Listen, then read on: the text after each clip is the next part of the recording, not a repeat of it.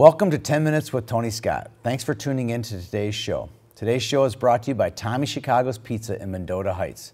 Tommy's is a great little place to grab lunch, dinner, or a post-game beer.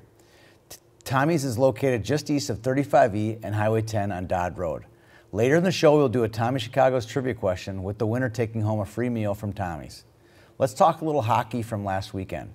The 2001 Minnesota Blades put on a little round-robin tourney last weekend, hosting DHI Minnesota, the Machine Orange, the Anaheim Junior Ducks, and the Vancouver Selects. The Selects won the event, beating the Machine Orange Sunday in a shootout. We got a chance to see every team play at least 3 times, and wow, did we leave impressed. Last year, the Blades did a similar event, bringing in the Manitoba Lightning and the South Sask Selects. Much to the delight of our fans, on top of the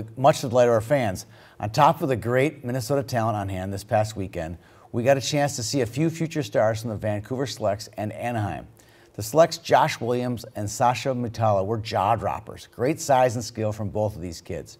My mind just wandered at how high these kids will be drafted next year in the WHL draft. Williams had great hands, and Mutala was a goal-scoring machine. Sasha ended up with 11 points in 5 games and walked away with our Shock Doctor Tournament MVP. Other players of note: Ryan Johnson, the son of former Gopher and NHLer Craig Johnson, starred for the Anaheim Junior Ducks. Like his father, Ryan was a great skater and showed amazing hockey savvy while on the blue line. The event wasn't an entirely out-of-state affair. Hats off to the Machine Orange. They beat the Selects in pool play and technically went undefeated over the weekend. And how about Jake Hale from the Blades? Every time his feet hit the ice, something exciting happens. Unlike a lot of players, this kid has a full bag of tricks. He's fast, he's powerful, but what makes him so special is he's a pain in the rear to just about everyone on the ice. He reminds me a little of Bantam Player of the Year Gavin Hain. Very disruptive, but also very productive. Some games Jake can be a goal scorer, and other games a setup guy. Last weekend he had 1 goal and 4 assists in 4 games. This now prospect is every coach's dream. One of our own, Peter Harrington, a Mounds View Irondale Bantam last year, was hospitalized recently with bacterial meningitis. Peter has been in an induced coma for over a week. Follow us on Twitter to get updates, or simply go to caringbridge.com and search for Peter Harrington to learn more. Please say a special prayer for Peter today as he fights this off. Also pray for his dad and mom, Paul and Jennifer, his twin sister, Carolyn, and his brother, Jimmy, today. The hockey and greater community has done a great job so far supporting the Harrington family. Just like Peter, we need to keep up the good fight and keep praying. Tweet of the week. It comes from Dylan Eichstad from Bemidji, a former Lumberjack who's now playing for Sioux Falls in the USHL. Dylan tweets, "To the Minnesotans that cheer for the Blackhawks, you're all pretenders and a disgrace to the state of hockey. Hashtag take a lap." Dylan is right. In my eyes, cheering for other teams besides the Wild during the regular season is acceptable. Shoot, how can't you like what the Blackhawks trot out there every night? But when the Blackhawks are playing the Wild in the playoffs, they should be the mortal enemy of every Minnesotan. This week we announced the details of the YHH Pee Wee Challenge held this September in Bloomington.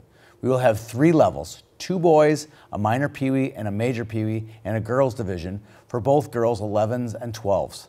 On June 1st, we'll invite 85 players at each level from all over Minnesota for the event. Last year, it was a blast seeing all the great players in the same rink at the same time. This year, it will be even bigger and better. Speaking of tournaments, invites to our 4 tournaments, the Big Pumpkin, the Battle for the Blue Ox, the Founders Cup, and YHH Squirtacular, will be going out soon. If your team is interested in getting an invite, send us a note at youthhockeyhub@gmail.com. Blink a couple times, and next season will be upon us.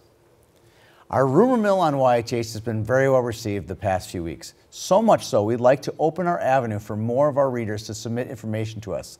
Simply download CyberDust. It's an app developed by Mark Cuban that allows anonymous information to be delivered and deleted without a trace to the sender. Simply find Youth Hockey Hub on CyberDust and submit any news or rumors to us, and we will take it from there.